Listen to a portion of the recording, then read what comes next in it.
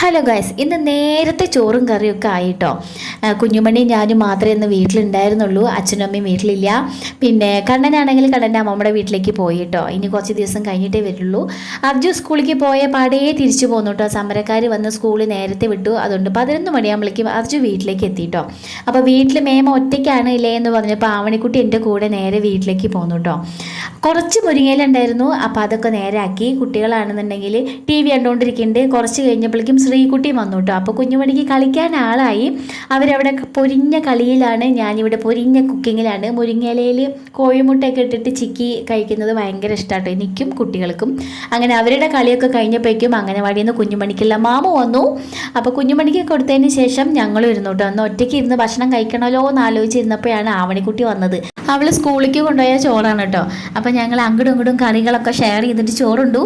അപ്പോൾ ഇത്രയേ ഉള്ളൂ. അടുത്ത വീഡിയോയിൽ കാണാം. ടാറ്റാ.